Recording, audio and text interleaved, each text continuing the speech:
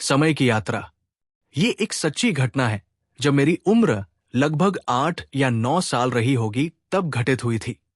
और उस समय आसपास के गांवों के सारे लोग इस घटना को सुनकर आश्चर्यचकित हो गए थे।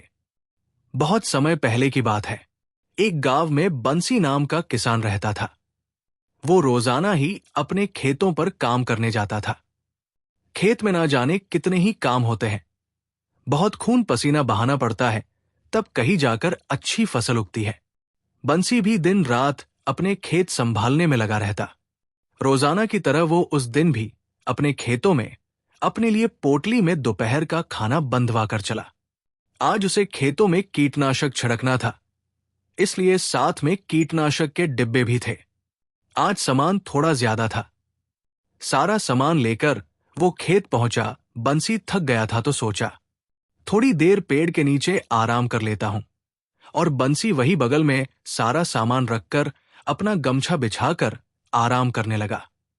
थोड़ी देर न जाने कहां से एक काला जहरीला कुबरा आया और बंसी को डस लिया। बंसी ने सांप को जाते हुए देख लिया।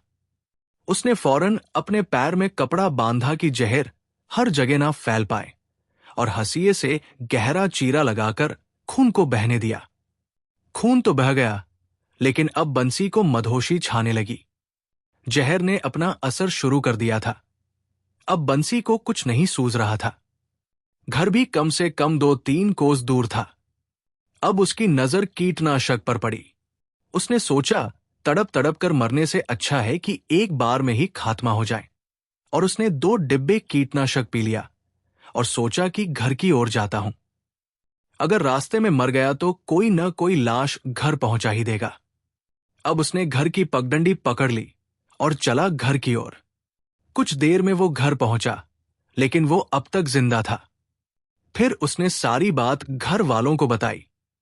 बेटा बोला, चलो अस्पताल, और पड़ोसी की साइकिल मांगकर वो दोनों अस्पताल पहुंचे। पीछे पीछे घर वाले और आस पड़ोसी भी पहुंच गए। डॉक्टर ने देखा तो मरीज की हालत बिल्कुल ठीक थी। उसके शरीर में जहर होने के कोई लक्षण नहीं दिख रहे थे।